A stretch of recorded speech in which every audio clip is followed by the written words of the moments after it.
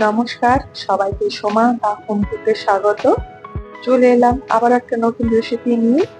Dry ফ্রুটসের laddu খেতে খুবই সুন্দর হয় এবং সমস্ত রকমের নিউট্রিশন শরীরের মধ্যে প্রবেশ করে, আর একটা খেলেই পেটটা অনেকক্ষণ ভরাও থাকে।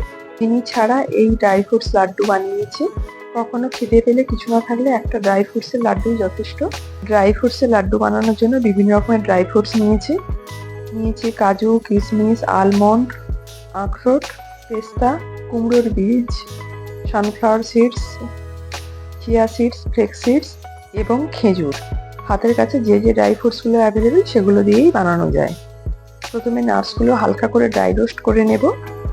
প্রথমে আমি আলমন্ড আর কাজু বাদাম নিয়েছি, আর নিয়েছি আখরোট। এই বাদামগুলো আমি প্রথমে ড্রাই রোস্ট করে নেব।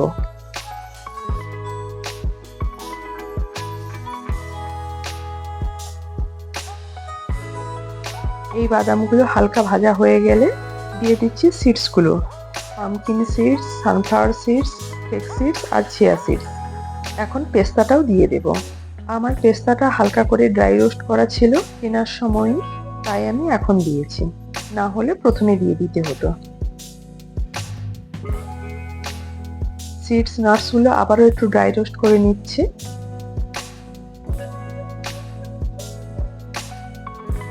সিডস নাটসগুলো একটু ভাজা হয়ে গেলে একটু ফটফট করে শব্দ হবে, তখন দিয়ে দিচ্ছি কিশমিশ আর বীজ ছাড়িয়ে খেজুরগুলো।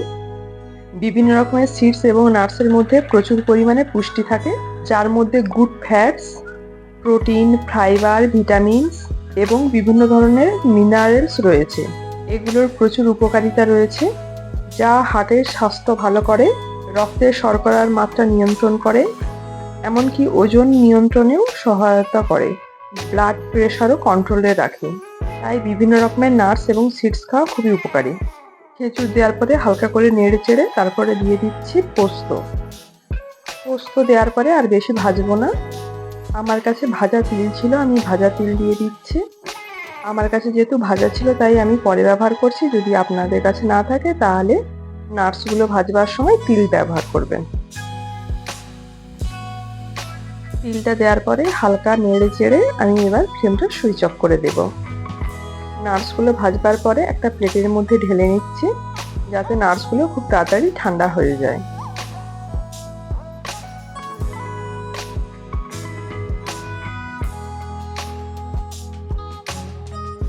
নাটসগুলো একদম ঠান্ডা করে নিয়েছি। এবার নাটসগুলোর একটা পাউডার বানিয়ে নেব। মিক্সার গ্রাইন্ডারের মধ্যে সমস্ত নাটস এবং সিডসগুলো দিয়ে দিচ্ছি। একটু ঘুরিয়ে নিলে নাটসগুলো গ্রাইন্ড হয়ে যাবে খুব সুন্দর।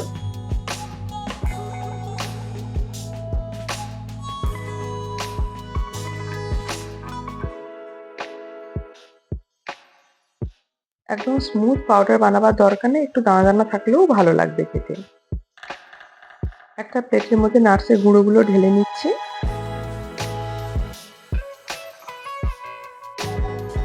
তারপর দিয়ে দিচ্ছি 3 চামচের মতো ঘি। ঘি আমাদের স্বাস্থ্যের পক্ষে খুবই উপকারী।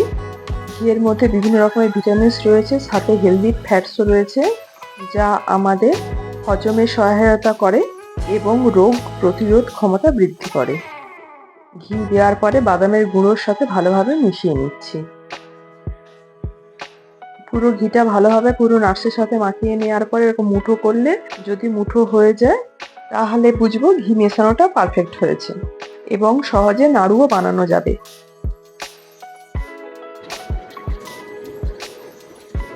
এবার হাতের সাহায্যে মুঠো করে করে নাড়ুগুলো বানিয়ে নিচ্ছি।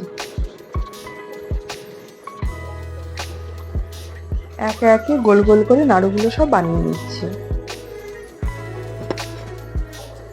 সমস্ত নাড়ুগুলো বানিয়ে নিয়েছি। এই নাড়ুগুলো বানিয়ে একটা এয়ার টাইট কন্টেনারের মধ্যে রেখে প্রায় 1 সপ্তাহের মতো স্টোর করে রাখা যায়। প্রতিদিন সকালে বা বিকেলে একটা করে যদি নাড়ু খাওয়া যায়, আমাদের স্বাস্থ্যের জন্য খুবই উপকারী হয়। তোমরাও বাড়িতে বানিও এবং অবশ্যই জানিও কেমন হয়েছে। আমার রেসিপিটি যদি ভালো লাগে অবশ্যই ছোট্ট একটা লাইক করে দিও এবং কমেন্ট করে জানিও আমার রেসিপিটি কেমন হয়েছে। আর আমার চ্যানেলে যদি নতুন হও অবশ্যই সাবস্ক্রাইব করে পাশে থেকো এবং পাশে থাকা বেল আইকনটি ক্লিক করতে ভুলো না, যাতে রেসিপি দেওয়ার সাথে সাথে নোটিফিকেশন আপনাদের কাছে পৌঁছে যায়। এতক্ষণ পাশে থাকার জন্য সবাইকে অসংখ্য অসংখ্য ধন্যবাদ। সবাই ভালো থাকবেন, সুস্থ থাকবেন। দেখা হবে সোমা দা হোম কুকে আবারও একটা নতুন রেসিপি নিয়ে। Bye bye.